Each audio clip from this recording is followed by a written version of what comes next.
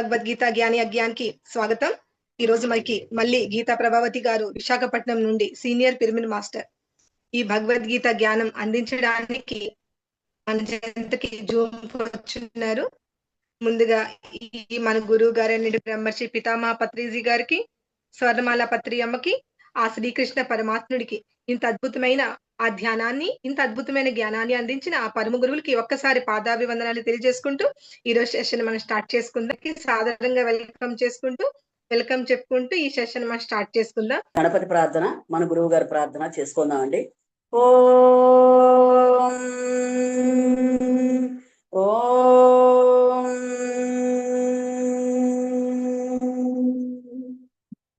ఓం ఓం గణానాం త్వా గణపతిం హవామహే కవిం కవీనాముపమశ్రవస్తమం జ్యేష్ఠరాజం బ్రహ్మణస్పత ఆనః శృణ్వన్నోతిభిः सीदसादनं प्रणो देवी सरस्वती वाजेभिर्वाजिनीवती धीनामवित्र्यवतु गणेशाय नमः सरस्वत्यै नमः। ओम श्री गुरुभ्यो नमः। ओम शांति शांति शांति। ओम शाईश्वराय विद्महे सत्यदेवाय धीमहि तन्नः सर्वः प्रचोदयात्। ओम भद्रीश्वराय विद्महे ज्ञानदेवाय धीमहि तन्नः सर्वः प्रचोदयात्। ओम श्री वेद पुरुषाय नमः। ओम शांति शांति शांति। वसुदेवसुतं देवं कंसचाणूरमर्दनं देवकी परमानन्दं श्रीकृष्णं वन्दे जगद्गुरुं। श्रीकृष्णं वन्दे जगद्गुरुं। श्रीकृष्णं वन्दे जगद्गुरुं। ओम शांति शांति शांति। అద్భుతమైన ధ్యానాన్ని ఇచ్చిన మన గురువు గారి సుభాష్ పత్రి గారికి, స్వర్ణమాలమ్మకి అనేక వేల సాష్టాంగ నమస్కారాలతో మన గ్రూప్ కి వారు కూడా రావాల్సిందిగా వారిని కూడా ఆహ్వానిస్తున్నాం. అలాగే మహావతార్ బాబాజీ వారిని కూడా మన గ్రూప్ కి ఆహ్వానిస్తున్నాం. అలాగే సమస్త గురు మండలిని, సప్తర్షి మండలిని అందరినీ మన గ్రూప్ కి ఆహ్వానిస్తున్నాం అండి. హాస్టల్ మాస్టర్స్ అందరినీ అనేక వేల నమస్కారాలతో మన గ్రూప్ కి ఆహ్వానిస్తున్నాం. చివరిగా జగద్గురువైన శ్రీకృష్ణ పరమాత్ముల వారిని, అర్జునుడి వారిని అనేక వేల నమస్కారాలతో మన గ్రూప్ కి వచ్చి వారే ఈ గీతామృతాన్ని మనకు బోధించి దాన్ని ఆచరించే శక్తి, అనుభవించే శక్తి, ఆనందించే శక్తిని ప్రసాదించవలసిందిగా ఆ కృష్ణ పరమాత్ముల వారిని అనేక వేల నమస్కారాలతో కోరుకుంటున్నామండి. తర్వాత ఈ గ్రూప్ లో ఉన్న ధ్యానులందరికీ అనేక వేల నమస్కారాలండి. అలాగే ఈ గ్రూప్ ని నిర్వహిస్తున్న ఈ నిర్వాహకులకు కూడా అనేక వేల నమస్కారాలండి. నన్ను ఇది 5వ సారి పిలవడం అండి. చాలా చక్కగా వారు నాకు ఈ అవకాశాన్ని ఇస్తున్నందుకు వారికి అనేక వేల ధన్యవాదాలండి. Thank you masters. ఇవాళ నిర్వాహకులు ఏంటి చెప్పారంటే, ముందు భగవద్గీత విశిష్టత చెప్పమన్నారు. తర్వాత మిగతా 2 శ్లోకాలు ఉన్నాయండి, బీజ శ్లోకాలు చెప్పుకున్నాక భగవద్గీత విశిష్టత చెప్పాక మిగతా 2 అధ్యాయాల్లో ఇంపార్టెంట్ పాయింట్స్, అంటే ఇంతవరకు కొంతమంది 16 అధ్యాయాల వరకు చెప్పుకుంటారు, 17వ అధ్యాయం 18వ అధ్యాయం కొద్దిగా వివరించి చెప్తారండి. నాకు వచ్చినంత వరకు, నాకు తెలుస్తున్నంత వరకు ఆ జ్ఞానాన్ని మీకు అందించడానికి ప్రయత్నిస్తాను మాస్టర్స్. Thank you. మరి బీజ శ్లోకాల్లో ఇంకొక 2 శ్లోకాలు ఉన్నాయి కదండి, ఆ 2 శ్లోకాలు కూడా మనం వివరించుకుందామండి ఇవాళ. తర్వాత 17వ అధ్యాయం అండి, 17, 18 ఈ 2 శ్లోకాలు ఉండిపోయండి. ముందు 17వ అధ్యాయం 18వ అధ్యాయం చెప్పుకున్నాం. 17వ అధ్యాయంలో ఓం తత్సదితి నిర్దేశో బ్రహ్మణి స్త్రీవిధ స్మృతః బ్రాహ్మణాస్తేన వేదాచ యజ్ఞాచ విహిత పురాహం. అంటే ఇక్కడ పరబ్రహ్మ మనకు ఓం అని, తత్ అని, ఓం అనేది ప్రణవాక్షరం అండి. ఓంలో అకార ఉకార మకారాలు ఉన్నాయండి. అకారము, ఉకారము, మకారము. ఓం జపించేటప్పుడు అకారము 2 సార్లు అయితే ఉకారము 4 సార్లు అండి, దానికి రెట్టింపు. తర్వాత మకారము దానికి రెట్టింపు అంటే 2:4:4 జపించాలి. జపిస్తే మనలో ఈ వైబ్రేషన్స్ అన్ని, మనలో ఉన్న బ్లాక్స్ అన్ని తొలుగుతాయండి. నాడీ మండలంలో బ్లాక్స్ తొలగి తర్వాత ఆ చుట్టుపక్కల పరిసరాలన్నీ కూడా అవి వైబ్రేషన్స్ తో నిండిపోతాయండి, ఎనర్జీతో నిండిపోతాయి. ఓంకారం అనేది మొదట ప్రథమ శబ్దం అండి. ఈ సృష్టి ఆవిర్భావం అప్పుడే ఓంకారం అనేది ప్రథమంగా వచ్చిన శబ్దం అటండి. కాబట్టి ఆ శబ్దంలో నుంచే ఇవన్నీ పుట్టాయి. కాబట్టి దాన్ని ప్రణవాక్షరము అంటారు. ప్రణవం అంటే ఓంకారం, ప్రణవాక్షరము. దాన్నే ఈశ్వరుడు అంటారు, దాన్నే సృష్టి అంటారు, దాన్నే మరి అనేక రకాలుగా పిలుస్తారండి. మనం ధ్యానం చేసేటప్పుడు కూడా పూర్వం ఋషీశ్వరులు ఓంకారాన్ని ధ్యానం చేస్తూ ఉండేవారు. ఇది ఒక రకమైన ఓంకార ధ్యానం కూడా ఇదండి. కాబట్టి పరబ్రహ్మణకు ఓం అనియు, తత్ అనియు, సత్ అనియు 3 విధాలుగా పేర్లు ఉన్నాయంట. ఈ నామమాత్రం వల్లే దాని ఉచ్చారణ చేతే బ్రాహ్మణులు పూర్వకాలం వేదాలు, యజ్ఞాలు ఇవన్నీ నిర్మించబడ్డాయట. దీని నుంచే, ఈ అక్షరం నుంచే వేదాలు, మనకి 4 వేదాలు ఏర్పడ్డాయట. 4 వేదాల్లో 4 వాక్యాలు కూడా నిన్న చెప్పుకున్నాం. ఓం తత్సదితి నిర్దేశో, ఓం అనియు తత్ సత్ అనియు బ్రహ్మణ త్రివిధ స్మృత 3 విధములకు పేర్లు చెప్పబడి ఓం తత్ సత్. ఎందుకంటే ఓం తత్ సత్ అంటే ఏంటంటే అక్కడ దాని అర్థం, ఓం తత్ సత్ అంటే నేను ఏదైనా ఒకవేళ అపచారం గాని మరి ఉచ్చారణాదోషం గాని ఎవరన్నా మాట్లాడినా నన్ను క్షమించు అని చెప్పడానికి చివరన ఓం తత్ సత్, ఓం తత్ సత్. సత్ అంటే ఉన్నవాడివి, తత్ అంటే ఆ విధంగా నేను భావన చేస్తున్నాను కాబట్టి ఆ విధంగా నువ్వు భావించు. యజ్ఞాచ విహితా పురాహ, పూర్వం నిర్మించబడే యజ్ఞములను బ్రహ్మణాస్తేన వేదాచ, పూర్వం బ్రాహ్మణులు బ్రహ్మజ్ఞానములు యజ్ఞములు కూడా ఈ ఓంకారంతో నిర్మించబడ్డాయట. ఈ ఓంకారం చాలా పవర్ఫుల్ అనమాట. ఈ ఓంకారం అనేది మనకి ఎన్నో రకాలుగా మన జీవితంలో కూడా ఎన్నో రకాలుగా ధ్యానం కుదరకపోతే ఓంకార ధ్యానం చేస్తే ఖచ్చితంగా ఇది మనకి ధ్యానం అనేది కుదురుతుందట. 17వ అధ్యాయంలోనే ఉన్నాయండి ఈ శ్లోకాలు అనేది. 23వ శ్లోకం అనేది ఓం తత్సదితే నిర్దేశో. అది దీనికి బీజ శ్లోకం కింద దీన్ని ఏర్పరిచారని మన విద్యా ప్రకాశానంద స్వామి. ఎందుకంటే దీన్ని పరబ్రహ్మానికి ఓం అనియు తత్ అనియు సత్ అనియు చెప్పబడింది. పరబ్రహ్మము వాస్తవ రూపంగా నామరూప రహితమైన నామము. దీనికి ఏమైనా సరే భక్తులు ధ్యానించడకు చింతించడకు దానికి నామమును నిర్దేశించబడి ఓం మరియు తత్ అనియు సత్ అనియు చెప్పబడింది. వీటి మంత్రముల చింతన ద్వారా లక్ష్యముకు పరబ్రహ్మమును జనులు చింతన చేయుచున్నారు. తస్య వాచక ప్రణవ అంటే పరమాత్మ యొక్క నామమే ఓంకారము. అనేక నామాలు చెప్తాం, రామ, కృష్ణ, ఈశ్వర ఇలా రకరకాలుగా. కానీ అసలు నామం ఏంటంటే ఓంకారమేనటండి. ఈశ్వరుడు చూడండి, ధ్యానం చేసే ఈశ్వరుడు ఎలాగుంటాడు, ఓంకారం లాగే మనకు కనిపిస్తాడు.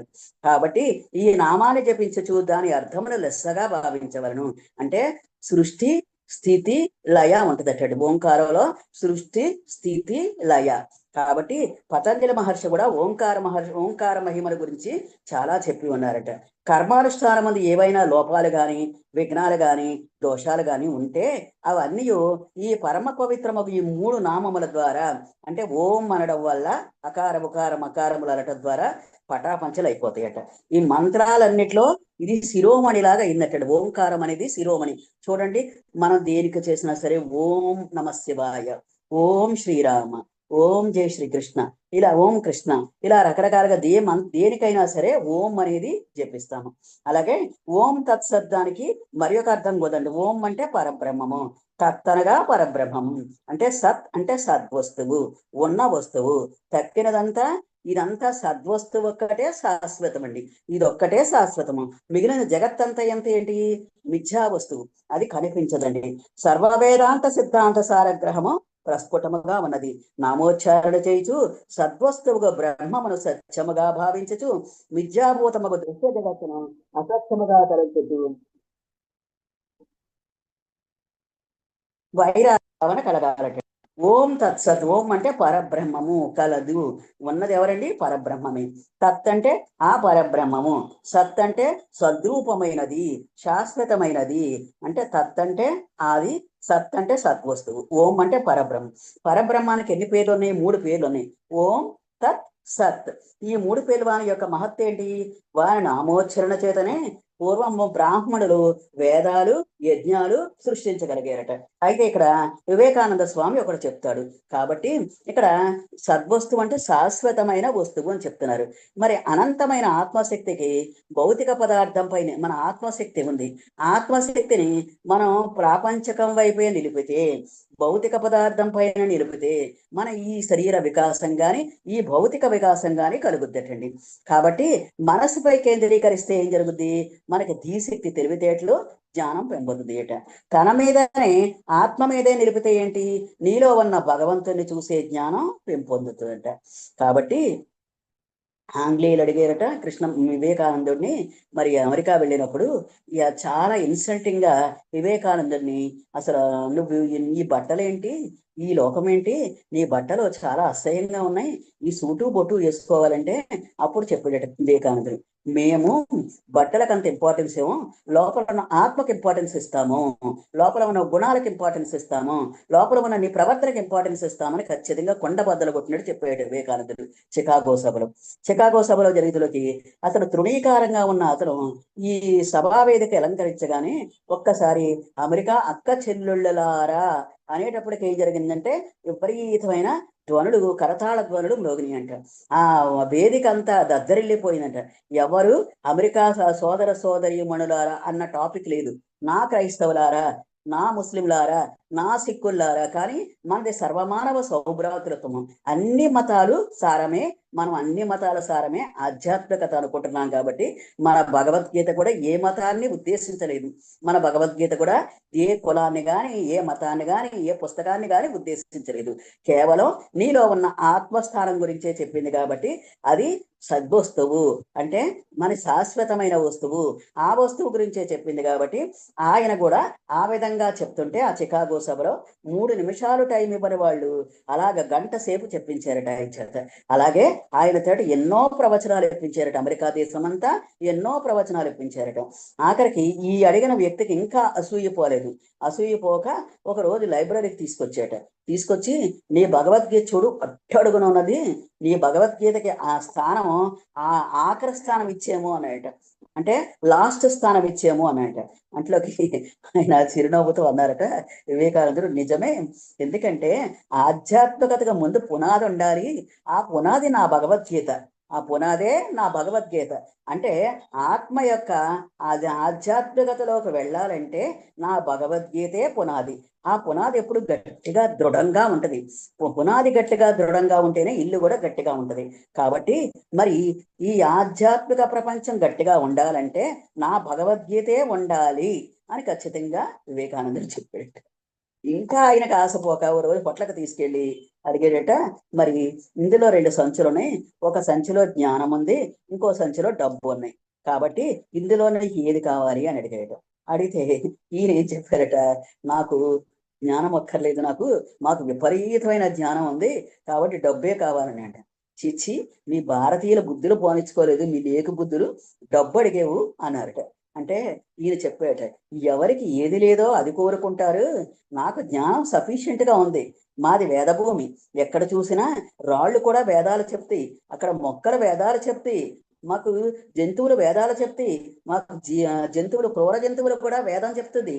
కాబట్టి నీకు తెలియట్లేదు, మాకు వేదం ఫుల్గా తెలుసు, మీకు వేదాలు లేని వాళ్ళని మీరు వేదాలు అడిగారు, ఆ జ్ఞానం అడిగారు, నాకు ఈ డబ్బు లేని వాళ్ళని నేను డబ్బులు అడిగాను అని చెప్పాడు.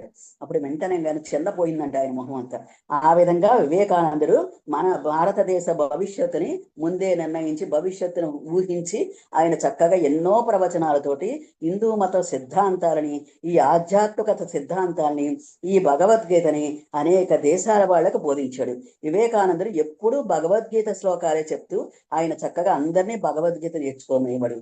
కాబట్టి మన పెద్దలు చెప్పిన దారిలో మనం కూడా నడుద్దాం, మన పిల్లలకు కూడా భగవద్గీత నేర్పిద్దాం.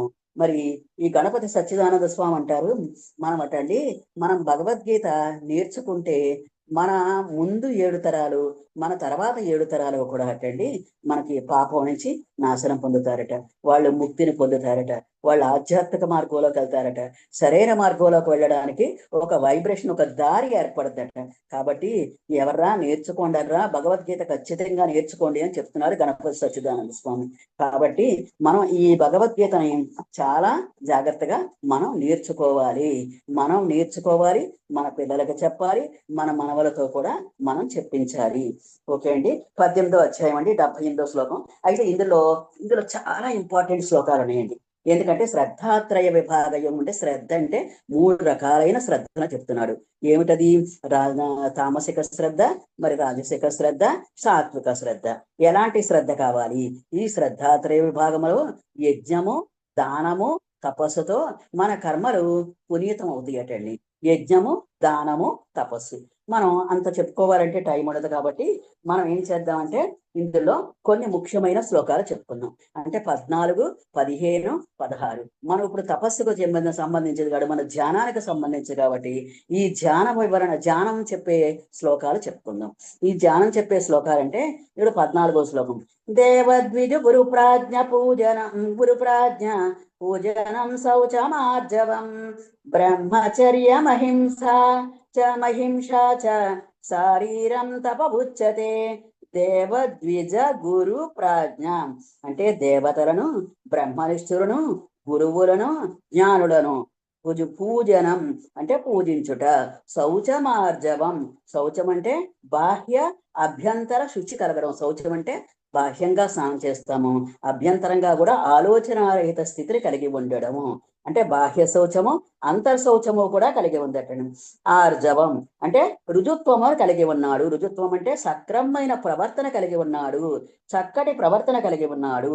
బ్రహ్మచర్య వ్రతాన్ని బ్రహ్మచర్యం అహింసాచ అంటే బ్రహ్మచర్య వ్రతాన్ని పాలించడమే కాకుండా అహింసాచ ఏ ప్రాణికి హింస లేకుండా చూస్తున్నాడు. ఏ ప్రాణిని హింసించట్లేదు. మానసికంగా గాని, శారీరకంగా గాని, మౌఖికంగా గాని దేన్ని హింసించట్లేదట. అంటే శరీర సంబంధమైన తపస్సని ఉచ్యతే చెప్పబడుతున్నది. అంటే ఇక్కడ ఏం చెప్తున్నాడు? దేవతలను, బ్రహ్మనిష్ఠులను, గురువులను, జ్ఞానులను, మహాత్ములను, బ్రహ్మజ్ఞానం గలవారు పూజించుట, బాహ్య అభ్యంతర శుచి కలిగి ఉండుట, రుజుత్వముతో కూడి ఉండుట, కుటిలత్వము లేకుండుట, మనోవాక్కాయములతో ఏకరీతిగా వర్తించుట, బ్రహ్మచర్య వ్రతమును పాలించుట, ఏ ప్రాణిని హింసింపకుండుట, శారీరక సంబంధమైన తపస్సు అని చెప్పబడింది. పూర్వం ఒక గురువు గారు ఉన్నారటండి. ఆ గురువు గారు ఏం చేసేవారట, ఒక శిష్యుడు, చాలా మంది శిష్యులు ఉన్నారట. శిష్యులుంట్లోకి ఈయనకి భవిష్యత్తు ముందు తెలిసేదట. అయితే అందులో ఒక శిష్యుడు చిన్నవాడట అందరిలో కంటే. ఆ శిష్యుడు ఒక వారం రోజుల్లో చనిపోతాడని ఇతనికి భవిష్యత్వాన్ని చెప్పిందట. చెప్తులోకి గురువు గారికి శిష్యుడంటే సాధారణంగా ప్రేమ కదా. ఏంటి ఇలాగా ఈ పిల్లవాడు పాపం వారం రోజుల్లో చనిపోతున్నాడు, వీడిని ఎలాగన్నా సేవ్ చెయ్యాలి, ఎలా చెయ్యాలా అని ఆలోచించాడు. ఇతను ఏమీ చెయ్యలేడు కాబట్టి, మరణాన్ని ఏమీ చెయ్యలేం కాబట్టి, సరే చివరిసారిగా వాళ్ళందరినీ చూసుకొస్తాడు అని, నాయన నువ్వు మీ ఇంటికి వెళ్ళి మీ పెద్దలను అందరినీ చూసి చివరిసారిగా చూడు, మరి పలానా రోజు మట్టికి ఇక్కడ ఉండాలి నువ్వు ఆశ్రమంలో అని చెప్పాడు. ఎందుకంటే వేరే పూజ చేసి ఆయనకి ఏదైనా ప్రశాంతంగా చనిపోయేటట్టుగా చేద్దాము, లేదంటే ఏదన్నా మరణం పోస్ట్పోన్ అయితే పోస్ట్పోన్ అవుద్ది, ఈ విధంగా నేను ట్రై చేస్తానని ఆయన ఇంటికి పంపించాడు. ఆయన ఇంటికి వెళ్ళేటప్పటికి ఏం జరిగిందంటే, దారిలో ఆయన వెళుతూ ఉండగా ఒక చోట ఎక్కువ చీమలు ఉన్నాయటండి. చీమలు ఎన్ని ఉన్నాయంటే విపరీతంగా చీమలు ఉన్నాయంట.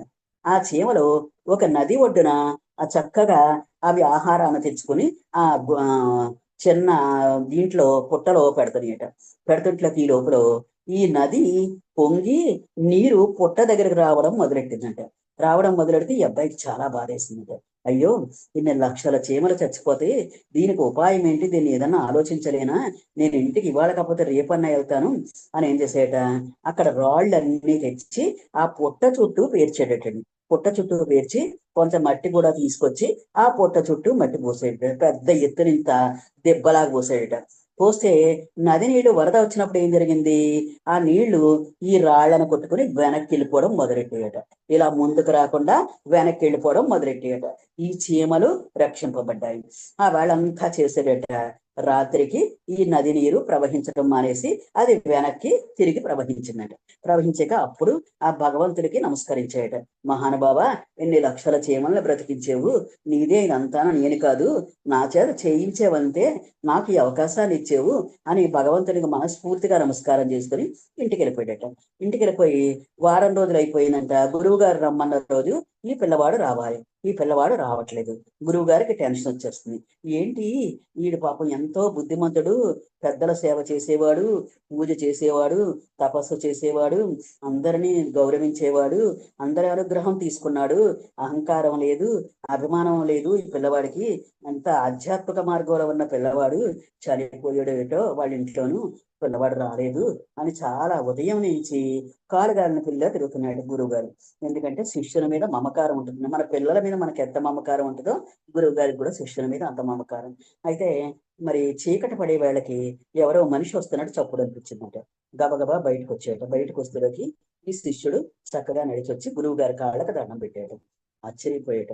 పలానా రోజు చనిపోతాడని చెప్పాడు అనుకుని ఆయన్ని దీవించి, బాబు నువ్వు ఏం చేసావు ఈ వారం రోజులు అని అడిగాడు.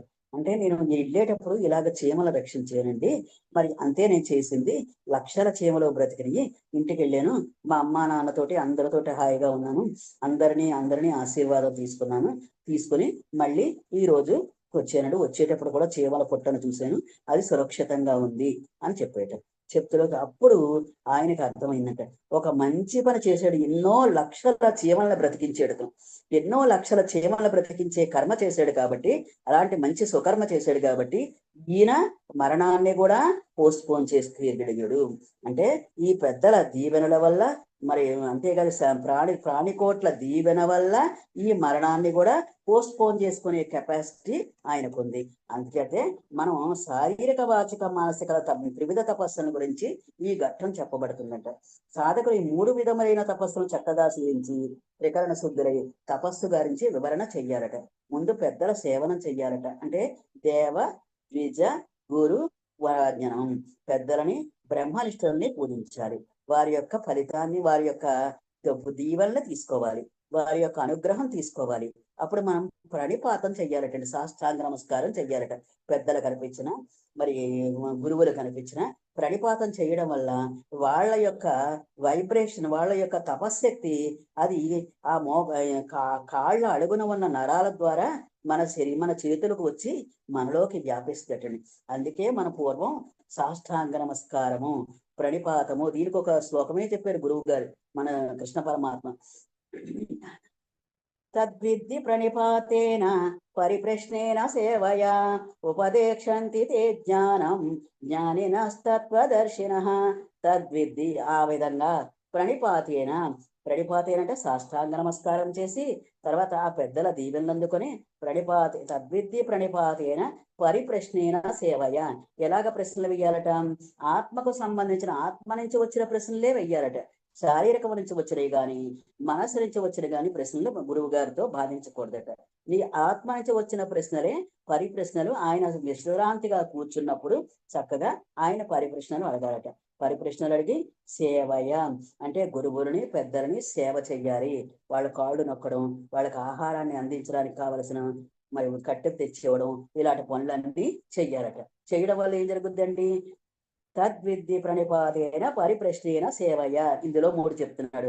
ప్రణిపాతం అంటే సాష్టాంగ నమస్కారము, తర్వాత పరిప్రశ్న అంటే ప్రశ్నలు అడగడం, తర్వాత సేవ. మూడు పదాలు చెప్తున్నాడు. మూడు మనం సర్వీస్ చెయ్యాలి. అక్కడ చేస్తే ఏం జరుగుతుంట? ఉపదేక్షంతి తే జ్ఞానం. అప్పుడు పెద్దలు ఏం చేస్తారంటే నీకు ఉపదేశాన్ని ఇస్తారు. జ్ఞానినస్తత్వదర్శినః. జ్ఞానుడైన వాళ్ళు, తత్వదర్శులైన వాళ్ళు నీకు ఆ విధమైన ఉపదేశాన్ని ఇస్తారు. అది నీ జీవితాన్ని బాగుపరుస్తుంది, నీ జీవితాన్ని సంతోషపరుస్తుంది, నీ జీవితాన్ని మెరుగుపరుస్తుంది. ఇక్కడ కూడా గురువు గారు ఆ ఉపదేశం వల్లే ఈ పిల్లవాడు చక్కగా మంచి పనులు చేయగలిగాడు, ఆయన జీవితాన్ని బాగుపరుచుకున్నాడు. మరి ద్విజ అంటే 2వ జన్మ ఎత్తినవారు, అంటే పుట్టుకతో వచ్చిన జన్మ కాక సంస్కారము సాధనతో వచ్చిన 2వ జన్మ కలవారని అర్థం. పుట్టుకతో బ్రాహ్మణ కాదండి, బ్రహ్మముతో చరించేవాడు బ్రాహ్మడే. అంటే మనమంతా బ్రాహ్మణమే. అంటే మనమంతా ఈ ఆత్మతో ఎప్పుడూ ధ్యానం చేస్తూ నిరంతరం ఉన్నాం కాబట్టి మనం బ్రాహ్మణమే. ప్రజ్ఞ కలవాడు. ప్రాజ్ఞ అంటే జ్ఞాని అని అర్థం. ప్రజ్ఞానం బ్రహ్మ అని ఉపనిషత్ వాక్యం ఉంది. ప్రజ్ఞానం అంటే ఏంటి? ఈ బ్రహ్మ రూపాన్ని తెలుసుకోవడమే ప్రజ్ఞానము. ఈ బ్రహ్మ రూపము ఈ సృష్టి యావత్తు బ్రహ్మస్వరూపమే. చిద్వస్తువుని ఎరుంగువారే ప్రాజ్ఞులని చెప్పవచ్చు. అన్నిట్లోనూ బ్రహ్మస్వరూపం ఉందన్న విషయం నీకు తెలిస్తే నువ్వు ప్రజ్ఞావంతుడివి.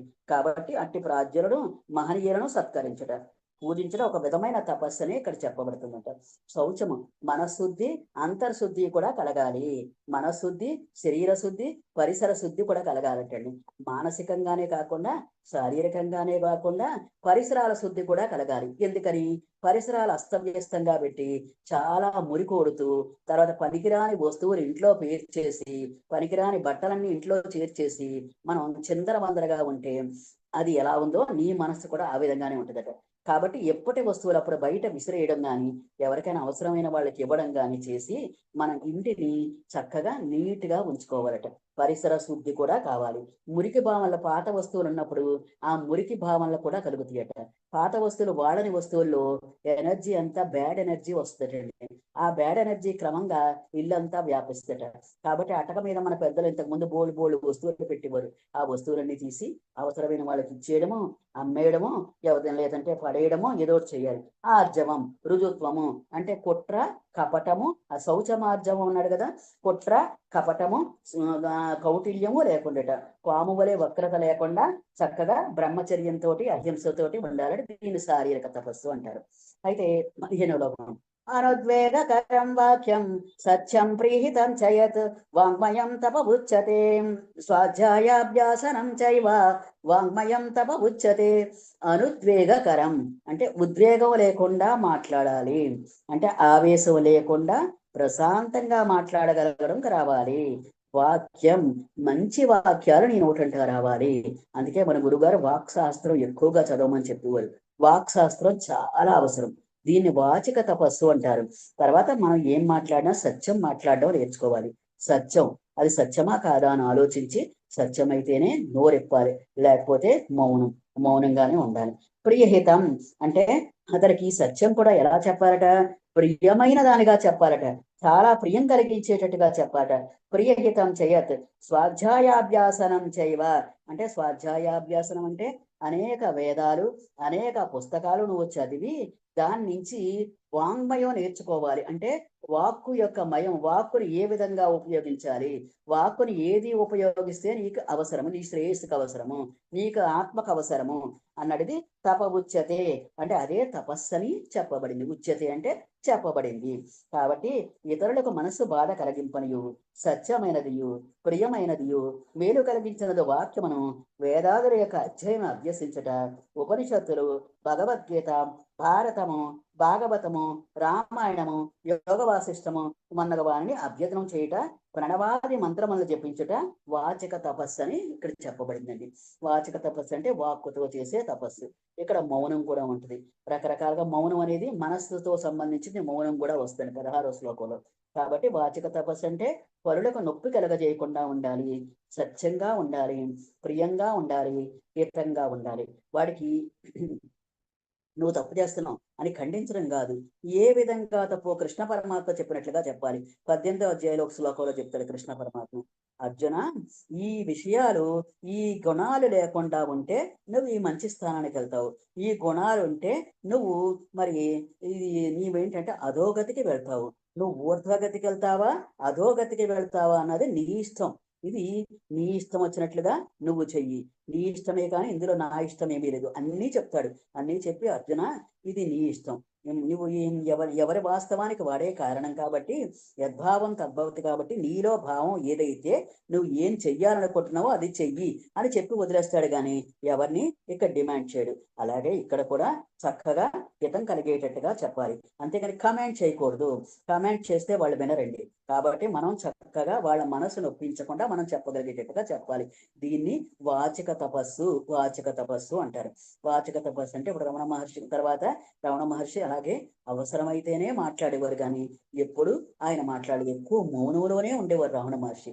కానీ ఎంతో మందికి ఉపదేశం వెళ్ళింది ఆయన ద్వారా. తర్వాత ఏ విధంగా ఉపదేశం వెళ్ళిందో 16 శ్లోకంలో చెప్పుకున్నాం.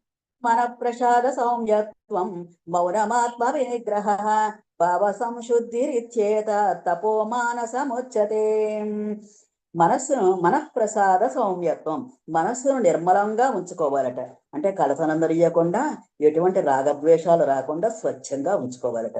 ముఖ ప్రసన్నత్వము, ముఖంలో క్రూరభావం అనేది ఉండకూడదట. సంతోషంగానే ఉండాలి, ప్రియంగానే ఉండాలి, ఆనందంగానే ఉండాలి. పరమాత్మను కూర్చు మరణం చేయగలిగి ఉండుట. ఎప్పుడూ పరమాత్మ ధ్యానం కానీ పరమాత్మ మననం కానీ చేసిన వాళ్ళ మనస్సు ఎలాగ ఉంటుంది అంటే, మొహం మంచి ఆరా ఉంటుందండి. ఆ ఆరా ఎలాగంటే, మనం ఆ గదిలో ఉంటే అదంతా వ్యాపిస్తట. బుద్ధ భగవానుడు ఆరా అటండి 5 కిలోమీటర్లు వ్యాపించేదట.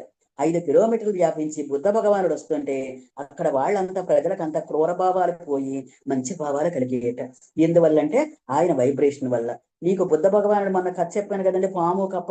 అలాగే ఈ అక్కడ ఎవరైతే తపస్సు చేస్తారో వాళ్ళ యొక్క నీడ కూడా మనకి చాలా మంచిదండి. వాళ్ళ వాళ్ళ ఆరా కూడా చాలా మంచిది. మరి బుద్ధ భగవానుడు ప్రవచనాలు చెప్తుంటే 5 కిలోమీటర్ల వరకు వినిపించేదట. మన వాయిస్ బాగుందా, నా వాయిస్ గట్టిగా ఉందా, స్లోగా ఉందా, ఇవన్నీ చెప్పుకుంటున్నాం. కానీ బుద్ధ భగవానుడు ఏ మైకు లేకపోయినా ఆయన ప్రవచనాలు చెప్తే 5 కిలోమీటర్ల దూరం వినిపించేదట. అక్కడ గొడ్ల కాపలా వాళ్ళు వీళ్ళంతా ఆ గొడ్లను అలాగ పెట్టేసి ఈయన ఈ ప్రవచనాలు వినేవారట. విని అందులో కొంతమంది బుద్ధ భగవానుడి బోధనలకు అట్రాక్ట్ అయ్యి బుద్ధ భగవానుడి సంఘంలో, బౌద్ధ సంఘంలో చేరేవారట. కొంతమంది మళ్ళీ జన్మలో బుద్ధ భగవానుడి భక్తులుగా తయారయ్యారు. అలాంటి వాడే మన జిడ్డు కృష్ణమూర్తి కూడా. కాబట్టి మనస్సును నిర్మలంగా ఉండడం, తర్వాత పరమాత్మను గురించి మననం చేయడం, తర్వాత దృశ్య సంకల్పము లేక ఆత్మస్థితి ఎందే ఉండడము. అంటే వాగ్మౌన మనోమౌనము. మౌనాలు 3 రకాలటండి. వాక్మౌనము, తర్వాత అక్షయ మౌనము, మనోమౌనము. వాక్మౌనం అంటే వాక్కుతోటే మౌనం ఉంటుందండి. ఆ మౌనం మనకి వివేక్ వర్మ గారు మనకి మౌనం చేస్తున్నారు, అక్షయ మౌనం అని. అక్షయ మౌనం అంటే ఏంటి? మనం ఏ పుస్తకాలు చదవకూడదు, తర్వాత ఏమీ చేయకూడదు, కేవలం ధ్యానంలోనే ఉండాలి అక్షయ మౌనం. మనోమౌనం అంటే మనస్సులో కూడా ఎటువంటి భావన కూడా రాకుండా మౌనంగా ఉండాలి. ఈ 3 మౌనాలు పాటించేవారు చాలా అరుణండి. ఒక రమణ మహర్షి గాని, ఒక తపస్వీజీ మహారాజు, మీరు ముముక్షత్వం ముళ్ళ కిరీటం బుక్ చదివేరు లేదో, ఆ తపస్వీజీ మహారాజు కూడా ఈ ఖడే తపస్సు అని చేస్తాడు. ఖడే తపస్సు అంటే ఎడమ చేయి పైకెత్తి ఈ కాలు ఒక కాలు కుంటిగా పెట్టుకొని తపస్సు చేస్తుంటాడు, మౌనంతో ఉంటాడు. ఎవరినైనా ఏదన్నా అర్థించేటప్పుడు కూడా ఏమీ అర్థించడు, ఆహారం వస్తే స్వీకరిస్తాడు, లేదంటే అలా మౌనంగా 25 సంవత్సరాలు ఆయన తపస్సు చేసేట. మరి రమణ మహర్షి కూడా ఎన్నో రోజులు మౌనం ఉన్నాయండి. ఆ మౌనం ఉంటే ఏం జరిగిందట, ఒకసారి పాల్ బ్రెంటన్ అనే యూరోపియన్ వచ్చాడట. ఆ యూరోపియన్ వస్తులోకి అతను మొత్తం మన దేశం అంతా తిరిగాడట.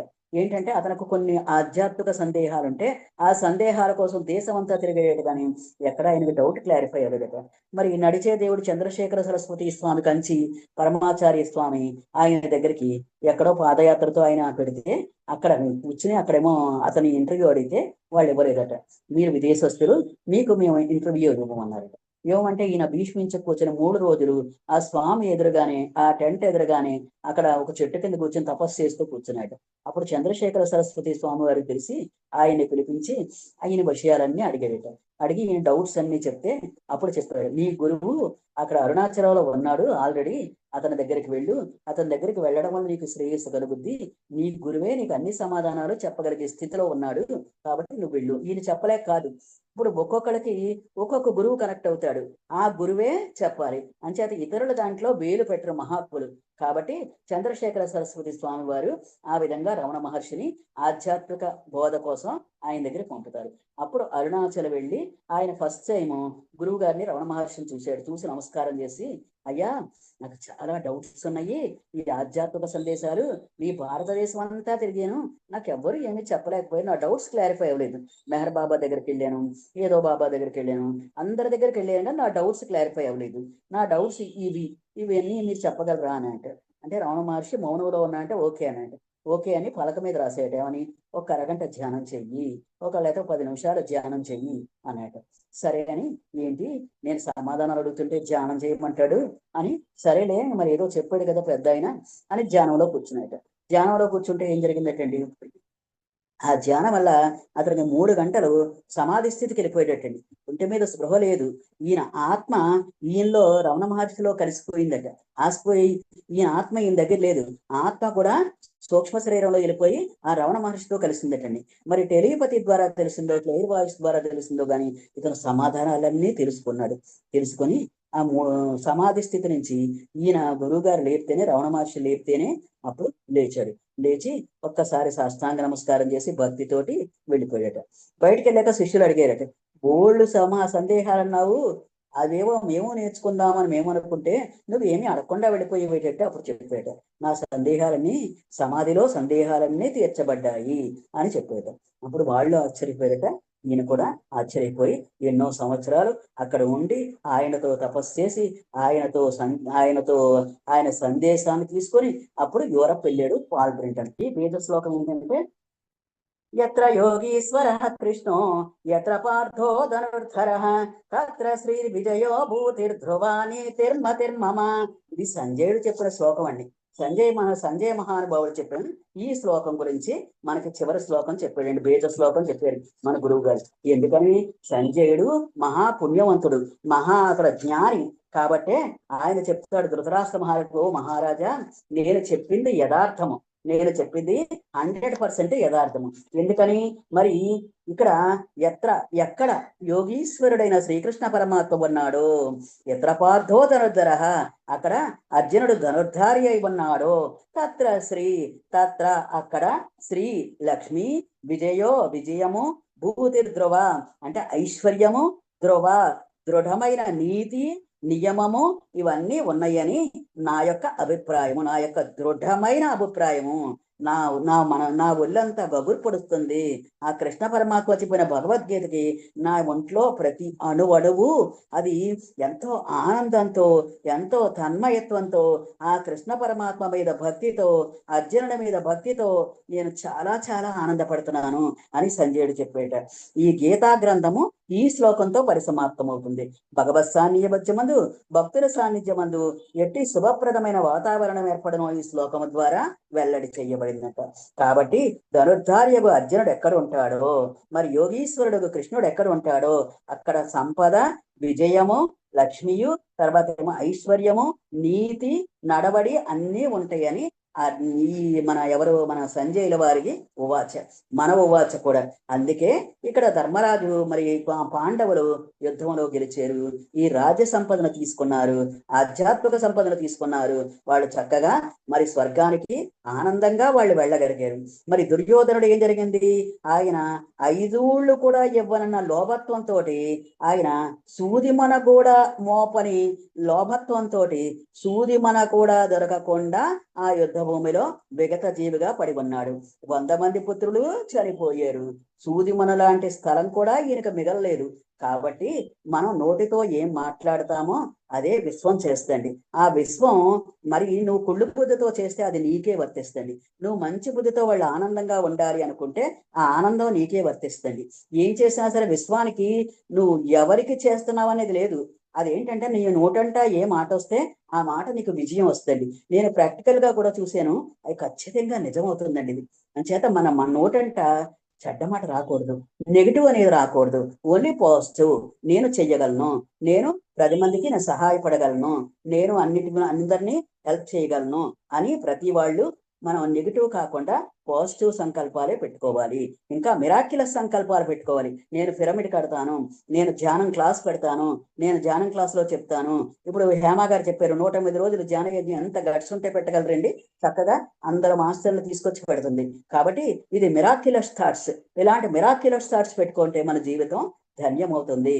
కాబట్టి మనం మిరాక్యులస్ థింకింగ్ ఆలోచనలు 4 రకాలండి. ఒకటి ఏంటంటే డిస్టర్బ్డ్ థింకింగ్. డిస్టర్బ్డ్ థింకింగ్ అంటే ప్రతిదానికి డిస్టర్బెన్సే. ఏంటంటే ఏది జరిగినా సరే, పిల్లవాడు ఇంటి దగ్గర రాలేదనుకో, అమ్మో ఏదైనా యాక్సిడెంట్ అయిందేమో, చనిపోయాడేమో నా కొడుకు, ఇవన్నీ డిజాస్టర్స్ థింకింగ్. రెండవది ఏంటి? Negative thinking. నెగిటివ్ థింకింగ్ పిల్లవాడు ఇంటికి రాలేదు, ఏమైపోయాడు, ఏ ఆటలాడుతున్నాడు, ఎక్కడికి వెళ్ళాడు, ఆడికి ఏం దెబ్బ తగిలిందో, ఇదన్నీ నెగిటివ్ థాట్స్. ఇంకా పాజిటివ్ థాట్స్ ఏంటి?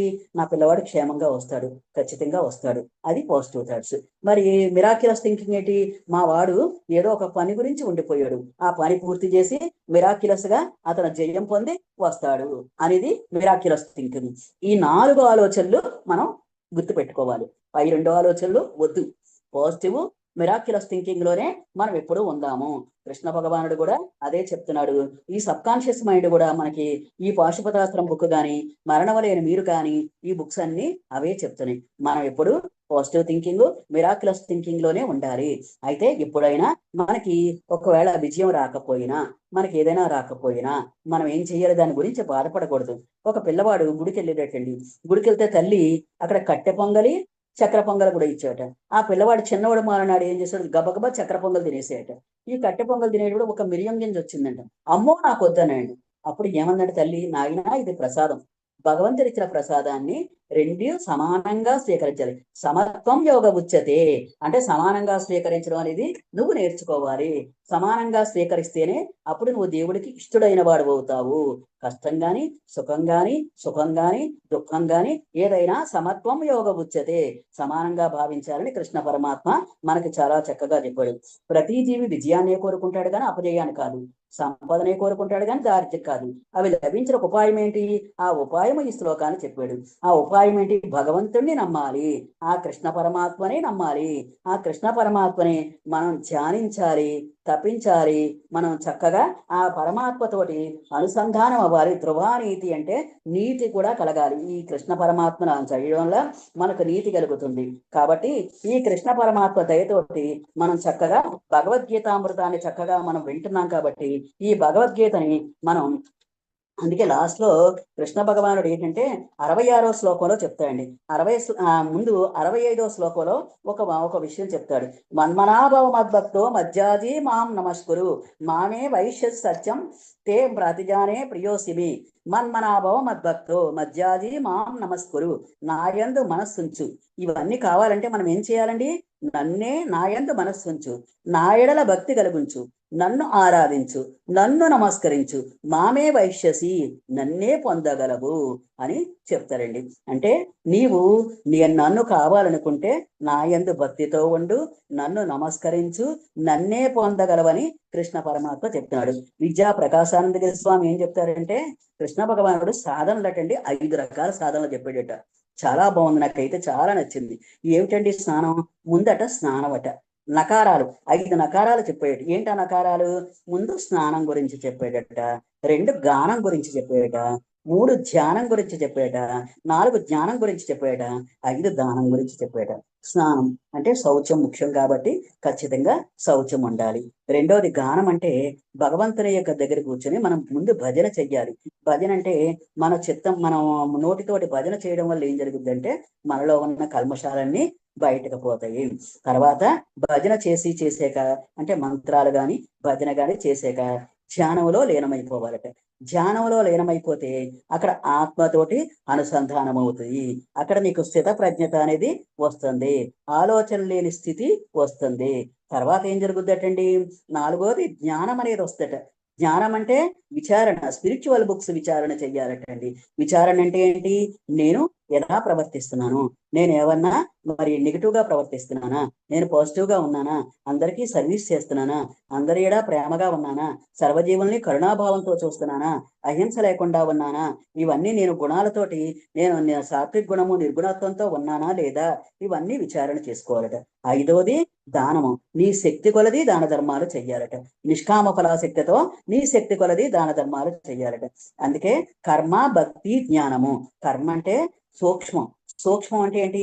కర్మ మనం శరీరంతో చేస్తామండి కర్మలు. ఆ శరీరంతో చేసే సూక్ష్మ యోగము. కర్మయోగం అంటే సూక్ష్మ యోగము. మరి భక్తి యోగం అంటే ఏంటి? కర్మయోగం అంటే స్థూల యోగము. స్థూలం అంటే స్థూల శరీరంతో చేస్తాం కాబట్టి స్థూల యోగము. మరి ఇంకా భక్తి యోగం అంటే సూక్ష్మం. అంటే మనసుతోటి ఆ భక్తి పరమాత్మ మీద చింతనతో పెడతాం కాబట్టి అది భక్తి యోగం అండి. తర్వాత జ్ఞాన యోగము.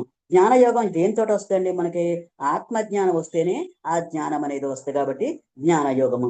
భగవద్గీతని 3 షట్కాలుగా విభజించారు. 3 షట్కాలుగా విభజిస్తే కర్మ షట్కము, భక్తి షట్కము, జ్ఞాన షట్కము. కాబట్టి కర్మ షట్కం అనేది మనకి స్థూలంగా ఉంటుందండి. మన బాహ్యంగా కర్మలు చేస్తున్నాము. ఆ కర్మలు నిష్కామ ఫలాశక్తితో కర్మలు చేస్తే ఆ కర్మలు మనకి ఉపయోగపడతాయి. మన మనస్సులో చిత్తశుద్ధి పొందుతాయి. అప్పుడు మనం కర్మ సన్యాసానికి వెళ్ళగలము. అప్పుడు ఏం జరుగుద్ది? స్థూలమైపోయాక సూక్ష్మం. సూక్ష్మం ఏంటి? మనస్సులో మనకి ప్రీతి కలుగుద్ది, దైవం మీద ప్రీతి కలుగుద్ది, మనస్సు పరిశుద్ధమవుతుంది. పరిశుద్ధమయ్యి ఇక్కడ ఆత్మజ్ఞానం వెలువడే లక్షణాలు మన మనస్సులో కనపడతాయి. మనస్సులో ఎలాగట మరి అంటే అగ్ని పొగతోటి ఎలాగ కప్పబడి ఉందో ఆ పొగ బయటకు వచ్చేస్తాడండి. పొగ వచ్చి అగ్ని కనపడద్దట. అలాగే మరి అద్దం మలినంతో కూడిన అద్దం ఉందనుకోండి, మన ప్రతిబింబం కనిపించదు. అంటే కోరికలు ఏమీ లేని స్థితి ఆ అద్దం ప్రతిబింబం చక్కగా కనపడేటట్టుగా చేసుకుంటామట. ఈ విధంగా కోరికలు లేని స్థితి కలుగుద్ది. అంటే ఆలోచన లేని స్థితి కలుగుద్ది. అది మనోయోగము, సూక్ష్మయోగము. స్థూలము, సూక్ష్మము, ఇంకా జ్ఞానయోగము. జ్ఞానయోగంలోకి వెళ్తులోకి అది పూర్తిగా ఆత్మజ్ఞానము. జ్ఞానం అంటే ఆత్మజ్ఞానమేది, శారీరక జ్ఞానం కాదు, మానసిక జ్ఞానం కాదు. మానసిక జ్ఞానం కూడా కరెక్ట్ కాదు. ఆత్మజ్ఞానమే శ్రేష్టము. ఈ ఆత్మజ్ఞానంలోకి వెళ్ళేటప్పటికి అక్కడ నీకేం జరుగుద్ది? భగవంతుడు గోచరిస్తాడు. మన్మనాభవ మద్భక్తో మజ్జాది మాం నమస్కురు మామే వైశ్యసి సత్యంతే ప్రతిజానే ప్రియోసిమే. దీనికి ఒక చిన్న ఉదాహరణ ఏంటంటే, మరి కాశీలో విశ్వనాథుని శిష్యుడు ఒకడు ఉన్నాయట. అయ్యా, నేను నా కుమార్తెకు వివాహం చెయ్యాలి. నా వివాహం చెయ్యాలంటే నాకు ఒక చిన్న సహాయం చెయ్యండి. నా కూతురు వివాహానికి కావలసిన సంపద ఇవ్వండి అనేట. సంపద ఇవ్వండి అంటే కాశీ విశ్వనాథుడు ఉన్నాయంటే, సరే నీకు సంపద ఇస్తాను, నువ్వు బృందావనం వెళ్ళు. అక్కడ సనాతన గోస్వామి అని ఒక స్వామి ఉన్నారు. ఆయన యమునా నది ఒడ్డున ఉంటాడు. ఆయన దగ్గరికి వెళ్ళు. ఆయన దగ్గర విలువైన సంపద ఉందని చెప్పేటండి కాశీ విశ్వనాథుడు. చెప్తులకు ఈయన బృందావనం వెళ్ళి సనాతన గోస్వామి దగ్గరికి వెళ్ళేట. సనాతన గోస్వామి దగ్గరికి వెళ్ళి యమునా నది ఒడ్డున సంధ్యావందనం చేస్తున్నాయట. ఆయన దగ్గరికి వెళ్ళి నమస్కరించి, అయ్యా, కాశీ విశ్వనాథుడు పంపించాడు, మీ దగ్గర చాలా విలువైన సంపద ఉందంట, ఆ విలువైన సంపద నాకు ఇస్తారా అన్నట. ఓ, దానికేముంది, అక్కడ మట్టి కుప్పలో ఉందో తీసుకో అన్నట. ఆ మట్టి కుప్పలంతా వెతుకుతుంట్లోకి ఏం జరిగిందంట, అక్కడ అత్యంత విలువైన వస్తువు ఒక చింతామణి ఉందటండి. ఆ చింతామణి దేన్నైనా తాగితే అది బంగారం అవుతుందంట. అలాంటి చింతామణి ఉందటండి. అప్పుడు ఆ చెత్త కుప్పలో ఉన్నదాన్ని తీసుకొని ఎంతో మహద్భాగ్యంగా నమస్కరించి ఆయన ఏం చేసేట, ఆయనకి కృతజ్ఞతలు చెప్పుకొని ఆయన వెళ్ళిపోయి మధ్యలో అనిపించేట, ఈయన చెత్త కుప్పలో దాసేటేటి ఇంకా విలువైన సంపద అతని దగ్గర ఏదో ఉంది. ఆ సంపద నాకు ఇవ్వకుండా ఈ చెత్త కుప్పలో ఉన్న సంపద ఇచ్చాడు, ఏంటో ఈయన కనుక్కోవాలి అనుకుని మళ్ళీ వెనక్కి వెళ్ళేట. అయ్యా, విలువైన సంపద అయితే మీరు లోపల దాస్తారు కదా, ఈ చెత్త కుప్పలో ఎందుకు పడేస్తారు? ఆ విలువైన సంపద నాకు ప్రసాదించవచ్చు కదా, ఈ చెత్త కుప్పలో సంపద నాకెందుకు అన్నాడట. సరే, అయితే నీకు ఆ విలువైన సంపదను ఇస్తాను, నువ్వు వెళ్ళి స్నానం చేసిరా అన్నట. స్నానం చేసే వచ్చాక ఆయన చెవిలో హరే రామ హరే కృష్ణ, హరే రామ హరే కృష్ణ, హరే రామ హరే కృష్ణ అని ఈ శ్లోకాన్ని జపిస్తుంటే ఆయన కళ్ళంటా నీళ్లు గారి సాక్షాత్ కృష్ణ పరమాత్మే అక్కడ చేరాడట. అక్కడ చేరి, స్వామి, నాకు ఇంకేమీ వద్దు, ఈ సంపద చాలు, నాకు ఏంటంటే ఇలాంటి సంపదే నాకు కావాలి, నా జీవితానికి ఈ సంపదే కావాలని అప్పుడు ఆయన ఈ శ్లోకం కూడా చెప్పాడు. మన్మనాభవ మద్భక్తో మధ్యాది మాం నమస్కురు మామే వైశ్య సత్యం ప్రతిజాతే ప్రియోసిమి. అంటే నాకు ఇలాంటి భగవంతుడు కావాలి, నాకు అంతేగాని ఈ చింతామణికి ఏముంది, ఇది శాశ్వతం కాదు, ఇది భౌతికమైనది, నాకు శాశ్వతమైనది ఆత్మ సంబంధించింది ఈ పరమాత్మే నాకు కావాలి, ఈ ఆత్మజ్ఞానమే నాకు కావాలి అని ఆయన శిష్యుడైపోయాట. సనాతన గోస్వామి శిష్యుడైపోయాట. కాబట్టి మనం ఇక్కడ ఏం జరిగిందంటే, ఇక 18వ కృష్ణ పరమాత్మ చివరి శ్లోకం ఏంటంటే, మొదటి శ్లోకం అశోచ్యానంద శోచస్వం ప్రజ్ఞావాదాంచ భాషచే గతాసూంచ నాను శోచంతి పండితా. అక్కడ శోచంతి, దుఃఖపడకు అని చెప్పాడు. ఇక్కడ మా శుచ, నన్ను వేడుకో అని చెప్తున్నాడు. సర్వధర్మాన్ పరిత్యజ్య మామేకం శరణం వ్రజ అహంత్వా సర్వపాపేభ్యో మోక్షయిష్యామి మా శుచ. సర్వధర్మాన్ పరిత్యజ్య, అన్ని ధర్మాలు విసర్జించు, ఏ ధర్మము వద్దు నీకు. మామేకం శరణం వ్రజ, నన్నే శరణు వేడుకో, నీ ఆత్మనే శరణు వేడు. నువ్వు ఎవరిని, ఏ దేవుడి దగ్గరికి వెళ్ళొద్దు, ఏ తీర్థయాత్రలకి వెళ్ళొద్దు, ఏ గుళ్ళకి వెళ్ళొద్దు. అహంత్వా సర్వపాపేభ్యో, నీ అహాన్నంతా విడిచిపెట్టి నన్ను ఎప్పుడైతే నువ్వు శరణు వేడతావో మోక్షయిష్యామి మా శుచః, అంటే నీకు మోక్షాన్ని ఇచ్చేది మా శుచః, నేనే అని చెప్తున్నాడు. కాబట్టి ఇక్కడ ఒక చిన్న ఉపమానం ఏంటంటే, మోక్షం ఇచ్చేది, మోక్షం అంటే సంతోషము, ఆనందము, విడుదల అయితే ఈ గురువు గారి ప్రవచనాలు చెప్పేటప్పుడు అన్నారట, నీ మోక్షం నీ దగ్గరే ఉంది, నీ సంతోషం నీ దగ్గరే ఉంది, నీ ఆనందం నీ దగ్గరే ఉంది అని చెప్పారట. అయితే అక్కడ ఒక పిల్లి కూడా విందటండి. పూర్వకాలంలో ఈ జంతువులు కూడా వినేయట. ఇంట్లోకి అది అనుకుందంట, ఏమని, నా తోకలోనే నా ఆనందం ఉందని చెప్పారు గురువు గారు అని తన చుట్టూ తాను తిరుగుతూ తన తోకను పట్టుకోవడానికి చూస్తుందట. మనం ఏం చేస్తున్నాం, ఆనందం కోసం ఈ గుళ్ళ చుట్టూ తిరుగుతాము, లేకపోతే మనం ప్రవచనాలు చెప్పడం కోసం వాళ్ళందరి చుట్టూ తిరుగుతున్నాము, రకరకాల చోట్లకి వెళ్తున్నాం, తీర్థయాత్రలకు వెళ్తున్నాం, రకరకాల ప్రదేశాలు చూస్తున్నాము, రకరకాల కార్యక్రమాలు చేస్తున్నాం, రకరకాల పంతులను అడుగుతాం, యజ్ఞాలు చేస్తున్నాం, ఇలా చేస్తున్నాం. కానీ నీ లోపలికి వెళ్ళడం లేదు. అప్పుడు ఏం జరిగింది, ఇది ఇంకా చిన్న పిల్లి చూస్తుందంటే, తెలివైన పిల్లి చూసి, అమ్మా ఎందుకు ఇలాగ తిరుగుతున్నావు నీ చుట్టూ అనుకుంటే, నా తోకలో ఆనందం ఉందని చెప్పారు గురువు గారు, ఆ తోకను పట్టుకుని ఆనందాన్ని రుచి చూద్దామని అందట. అమ్మా, ఆ తోక కూడా నీదే కదమ్మా అందట. ఆ తోక కూడా నీదే కదమ్మా, నీవు నీ దగ్గర ఉన్న తోక నీలోనే ఆనందం ఉన్నట్టే లెక్క కదమ్మా, నువ్వు ఆనందాన్ని అనుభవించడానికి ప్రయత్నించు, నీ ఆనందాన్ని అనుభవించడానికి నువ్వు చేయవలసిన కార్యక్రమం నువ్వు చెయ్యాలి. అంతేగాని నువ్వు చుట్టూ తిరగడం వల్ల ఏమిటి లాభము, నువ్వు తోకను పట్టుకోవడం వల్ల ఏమిటి లాభము, ఆ తోకని పట్టుకోలేవు, ఈ ఆనందాన్ని పట్టుకోలేవు, ఉన్నదాన్ని వదిలేస్తున్నావు, ఉన్నదాన్ని వదిలేసి ఊరంతా తిరుగుతున్నావు. అలాగే మనం లోపల ఉన్న పరమాత్మను వదిలేసి ఊరంతా వదులుతున్నాము, ఊరంతా తిరుగుతున్నాము అని కృష్ణ పరమాత్మ మనకి చెప్పకనే చెప్పారండి. కాబట్టి ఇంకొక శ్లోకం కూడా చెప్పుకుందాం. 18వ అధ్యాయం 68వ శ్లోకం. యాయమం పరమం గుహ్యం మద్భక్తేష్వభిదాస్యతి భక్తిం మయిం పరాం కృత్వా మామే వైశ్యత్వ సంశయం. యాయమం పరమం గుహ్యం, అతి రహస్యమైన గీతాశాస్త్రము. మద్భక్తేష్వభిదాస్యతి, ఎవరైతే నా భక్తులకు వివరిస్తారో, భక్తిమయ పరంకృత, ఉత్తమ భక్తి కలవాడే, మామే వైశ్యత్య సంశయ, అట్టివాడు నిస్సందేహంగా నన్నే పొందగలడు. అందుకే మన గురువు గారు ధ్యాన ప్రచారం చేయమన్నారు. ధ్యాన ప్రచారం అన్నిట్లో కంటే ఉత్తమమైన ఫలితాన్ని ఇస్తుంది. ధ్యానం చేయడం కరెక్టే, తర్వాత సజ్జన సాంగత్యం చేయడం కరెక్టే, ధ్యానం క్లాస్ చెప్పడం కరెక్టే, కానీ ధ్యాన ప్రచారం అనేది ఉందండి, అది అత్యుత్తమైన ఫలితాన్ని ఇస్తట. అంటే అదొక సేవ. అది ఎలాగట, ఈ ధ్యాన ప్రచారంలో నేను మారాలి ఇంకో ధ్యాన ప్రచారం చెయ్యాలట. అంటే టీచింగ్ ఇది బెస్ట్ వే ఆఫ్ లెర్నింగ్ అని మనం చెప్పడం వల్ల మనం రాటు తేలుతామటండి. ఇప్పుడు సీతాకోక చిలక గొంగళి పురుగు ఉన్నాయటండి. గొంగళి పురుగు ఉంటే సీతాకోక చిలకని గొంగళి పురుగు అందంట, నువ్వు నా అలాగే ఉన్నావు కదే మొన్నట్లాగా, ఇప్పుడు సీతాకోక చిలకలాగా మారేవు అందంట. అవును, నేను మారుదామనుకుని నేను గొంగళి పురుగులా ఉండదలుచుకోలేదు, నేను సీతాకోక చిలుకలాగా అవుదాం అనుకున్నాను, రంగురంగుల ఆకులతోటి రంగురంగుల రెక్కలతోటి సీతాకోక చిలుకన అవుదాం అనుకున్నాను. కాబట్టి నువ్వు కూడా సీతాకోక చిలుకలాగా నాలాగా తయారు, నువ్వు కూడా మారాలి అన్న దృక్పథం నీలో ఉంటే నువ్వు ఖచ్చితంగా మారుతావు. కృష్ణ పరమాత్మ కూడా అదే చెప్తున్నాడండి. ఖచ్చితంగా మనం మారాలి అంటే మనలో మన దృక్పథం ఉండాలి. మారాలి అన్న దృక్పథం ఉంటేనే మనం చక్కగా మనం మారగలము. కాబట్టి ఈ మారాలి అన్న దృక్పథానికి మనం గట్టి సంకల్పం పెట్టుకోవాలి, దానికి నీరు పొయ్యాలి, జ్ఞానం అనే నీరు పొయ్యాలి, ఆత్మజ్ఞానం అనే నీరు పొయ్యాలి. ఆ విత్తనానికి చక్కగా పెరుగుదలకి దాన్ని మనం పాటించాలి. కాబట్టి మనం భగవద్గీతని యథాతథంగా మనం చక్కగా చదవడం, దాన్ని పాటించడం ఖచ్చితంగా చెయ్యాలి. ఇప్పుడు తాడు తయారు చేసే పని, తాళ్ళు వేసుకుంటామట మనం, రకరకాల తాళ్ళు, మమకారం అనే తాళ్ళు, అహంకారం అనే తాళ్ళు, రకరకాల తాళ్ళు వేసుకుంటామట. తాడు తయారు చేసే పని ఎవరిది, జీవుడిదట. ఆ తీసుకెళ్లే పని ఎవరిది, యముడిదట.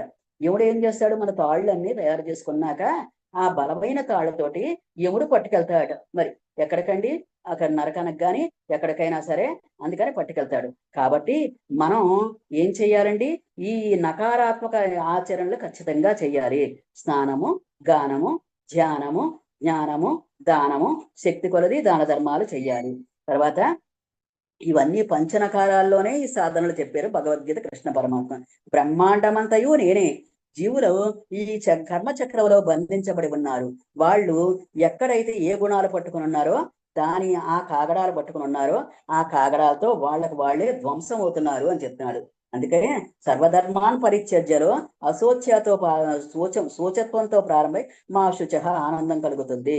ఏ సమస్య అయినా ఏ కోరిక అయినా, ఏ డబ్బు అయినా, ఏ ఆరోగ్యమైనా భగవద్గీత చదివితే అది నివారణ జరుగుద్దండి. ఇది నిజంగా ఖచ్చితంగా భగవద్గీత అంత వైబ్రేషన్ ఉందండి, అంత ఎనర్జీ ఉంది. అలాగే బాంబేలో ఒక ఆవిడ 3 నెలల భగవద్గీత చదివి క్యాన్సర్ లాంటి వ్యాధులు కూడా తగ్గించుకుందని ఆ మధ్య పేపర్లో చదివామండి. కాబట్టి మనం మాటలతో మనం గోడను కట్టేయకూడదట, దానికి చిన్న కిటికీ కూడా పెట్టుకోవాలట. అంటే మన మాటలు ఎదుటి వారికి వినిపించేటట్టుగా, ఎదుటి వారి మాటలు మనకు వినిపించేటట్టుగా ఈ కిటికీని కూడా ఏర్పాటు చేసుకోవాలట. అంటే ఆధ్యాత్మికంగా మనం ఆత్మలోకి వెళ్ళడానికి ఒక కిటికీని ఏర్పరచుకోవాలి. మన ఈ గోడలు ఏం చేస్తున్నాం, కారణ శరీరంతో, తర్వాత ఏమో మన సూక్ష్మ శరీరంతో, స్థూల శరీరంతో గోడలు పెట్టేసుకుంటున్నాం. గోడలు పెట్టుకోవడం కాదు, వాటి కిటికీలు పెట్టుకుని మన లోపలికి ఎంటర్ అయ్యేటట్టుగా చూసుకోవాలి. లేదంటే గోడలు కట్టడం మానేయాలి. ఈ గోడలు కట్టి వాటిని ఆత్మను బందీ చేస్తున్నాం. ఆత్మను బందీ చేస్తే ఎన్నో జన్మలకు కానీ అది బందీ నుంచి విడుదల అవ్వట్లేదు. ఆత్మ విడుదల అవ్వాలంటే ఈ ఆధ్యాత్మిక సాధనలు కంపల్సరీగా మనం చెయ్యాలి. భగవద్గీతను చదవాలి, భగవద్గీతామృతాన్ని మనం వినిపించాలి, అందరి చేత చదివించాలి, ధ్యానం చెయ్యాలి, సజ్జన సాంగత్యం చెయ్యాలి, స్వాధ్యాయనం చెయ్యాలి. ముఖ్యంగా మన గుణాలు మార్చుకోవాలి, మనం ప్రేమను పెంచుకోవాలి, ఉత్సాహము, ధైర్యము, ఆనందము, మరి తర్వాత ఎదుటి వారికి సహాయపడాలనే తపన, ఇవన్నీ కలిగి ఉండాలండి. ఇవన్నీ దివ్య సంపదలు. ఆ దైవీ సంపదలు మనం పెంచుకోవాలి, అసురీ సంపదలు తగ్గించుకోవాలి, అసురీ సంపదల్ని బయటకు పెట్టాలి. ముందు ఇంద్రియ నిగ్రహం కలగాలి. ఇంద్రియ నిగ్రహంతో మనం ఆలోచనల్ని అసలు లోపలికి రాకుండా ఇంద్రియాలతోటి దాన్ని ఆపాలి. ఇంద్రియ నిగ్రహం చేసాక తర్వాత ఏం జరుగుద్ది, అప్పుడు మనో నిగ్రహం కలుగుతుంది. ఇంద్రియాలతోటి వాసనలు రాకపోతే విషయ వాసనలు, మనస్సు శుద్ధి పొందుతుంది. మనస్సు శుద్ధి పొందాక అప్పుడు మనస్సు పక్కన తర్వాత ఏముందండి, బుద్ధి మనసులో ఏమీ లేనప్పుడు ఏం జరుగుద్దండి, అది ఆత్మ వైపు వెళ్తుంది. అక్కడ అహంకారం కూడా ఏం జరుగుద్ది, మనం విచారణ చేసేటప్పుడు అహంకారం కూడా ఎగిరిపోయి ఈ బుద్ధి కూడా ఆత్మ వైపు వెళ్ళి మనస్సు కూడా ఆత్మలో చేరుతుంది. ఆత్మలో చేరి మన మనసు కూడా పరమాత్మగా తయారవుతాము, మనం కూడా పరమాత్మగా తయారవ్వగలము. కాబట్టి ఫ్రెండ్స్, నాకు ఈ అవకాశం ఇచ్చినందుకు మీకు అందరికీ అనేక వేల ధన్యవాదాలండి. మరి ఇంకా ఇంకా మంచి మంచి వాక్యాలు ఉన్నాయి, ఆ వాక్యాలు చెప్దాం అనుకున్నాం కానీ అది అవ్వలేదు. నెక్స్ట్ టైం ఎప్పుడైనా చెప్పుకుందాం. మనం క్లాస్ లో కాకపోయినా మా గ్రూప్ లో కూడా చెప్తాను. అంటే ఉపనిషత్ వాక్యాలని కొన్ని వాక్యాలు ఉన్నాయండి. అవి ఏంటంటే జ్ఞానాగ్ని దగ్ధ కర్మాణం, ఇలా కొన్ని వాక్యాలు కూడా నేను తయారు చేసుకుంటున్నాను నోట్స్ లాగా. అది ఏంటంటే ఈ ఉపనిషత్ వాక్యాలు అంటే యోగ కర్మషు కౌశలం, ఉద్ధరేద ఆత్మనాత్మానం అంటే యద్భావం తద్భవతి అని. అలాగే తస్మాత్ జోగి భవార్జన, తపస్విద్యోదికో జ్ఞానద్యోదికో తస్మాజ్యోగి భవార్జున, ధూమేనావ్రియతే వహిని.